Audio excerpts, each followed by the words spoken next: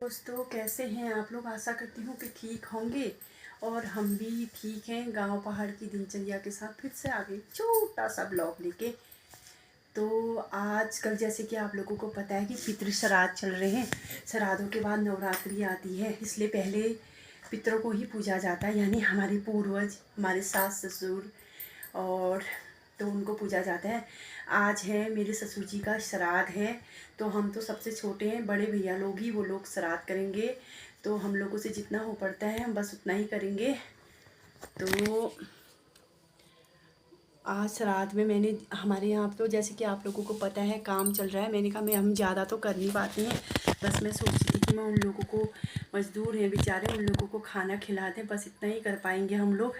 4-5 लोग थे तो मैं उन लोगों के लिए खाना बना रही हूँ। ऊपर नीचे करते करते थकान हो जाती है, टूट फूट ज़्यादा हुई है, तो इसलिए काम मतलब जल्दी से काम करना भी बहुत ज़रूरी है। देखिए वो बेचारे भी तो मज़दूर है ना, हर इंसान काम के लिए आया है, तो वो भी किसी का बेटा ही होगा कोई। तो इसलिए मैंने सोचा कि चलो उन लोगों को खाना वाना बना देते हैं। उसमें एक तो बहुत सयाने है, वो कह रहे हैं कि मैं सिर्फ एक ही वक्त खाना खाता हूँ, वो खाना नहीं खा रहे। मैंने उनको चाय दे दी है और इनको भी दे दी चाय देने के लिए। तो अब चाय देने के बाद में इन लोगों के लिए खाना परोसती हूँ। पहले इन लोगों को खिलाते हैं, फिर हम लोग खाएंगे। फिर ये देखिए, आज एक ककड़ी, पहले सीज़न की, इस बार ककड़ी नहीं है, सीज़न की पहली ककड़ी मिली है ये। और कितनी हरी भरी, टेढ़ी मेढ़ी ज़रूर है लेकिन रसीली ज़रूर होगी, क्योंकि ये घर की ककड़ी है, फ्रेश। और ये खीरा भी नहीं है, सिर्फ ककड़ी कहते हैं इसको। खीरा अलग होता है, हमारे पहाड़ों में खीरे अलग बोलते हैं और ककड़ी अलग होती है। और ये बहुत स्वादिष्ट होती है, पता है, इसे हरे नमक के साथ खाओ ना आप, क्या लाजवाब टेस्ट आता है इसका खाने पे, बहुत टेस्टी होती है।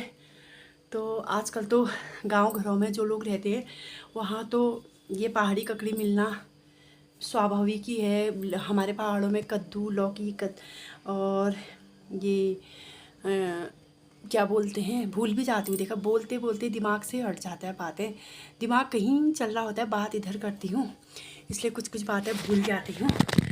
तो ये समझ लीजिए कि इग्नोर कीजिए इन बातों को। तो अब उनको खाना खिलाती हूँ, चाय दे के आ गई हूँ, खाना वाना परोसती हूँ, फिर खिलाती हूँ।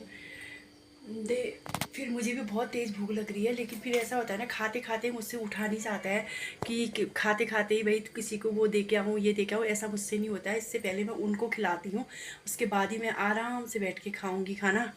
तो मैं उनके लिए खाना परोसती हूँ।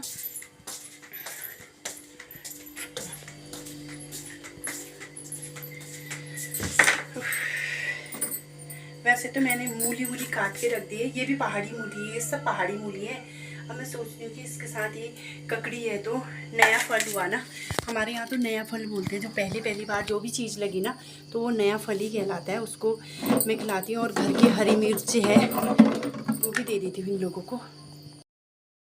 मैंने उन लोगों के लिए लगा लिया है, ये चावल डाल दी मैंने, भट पीसी हुई सब्ज़ी बनाई। वैसे बनाते तो आज मांस की दाल वाल बनाते हैं, लेकिन मैंने भट ज़्यादा भिगा दिए थे। तो कल बोला था तो ये कह रहे थे कि दाल वाल खाते हैं, आपके यहाँ कैसे बनाई जाती है ये सब्ज़ी, ये खिला देना हमें करके। तो चलो, जिन उनको ये पसंद है तो यही सही। तो मैंने इसलिए भट पीसी हुई सब्ज़ी बनाई, और पसंद तो मुझे भी बहुत ज़्यादा है। उस पर मैंने ये घर की ककड़ियाँ रख दी हैं, पहला सीज़न की ककड़ी है तो ये लोग खाएंगे तो ठीक ही है। और ये मूली है, ये भी घर की है। और उसमें से एक बेचारे बुजुर्ग हैं जो कह रहे थे कि मैं चावल नहीं खाता, तो मैं उनके लिए ककड़ी ले जा रही हूँ, 2 पीस ककड़ी के ले जाती हूँ। तो अब मैं उनको खाना दे के आती हूँ। और एक हरी मिर्च रख दी है, खा तो क्या पाएंगे, इतनी खतरनाक मिर्ची है ना ये, कान से धुआं निकल जाएगा उन लोगों के, खैर लेकिन फिर भी दे देती हूँ। तो ये छोटा सा ब्लॉग आपको कैसा लगा हमारा, पक्का बताइए।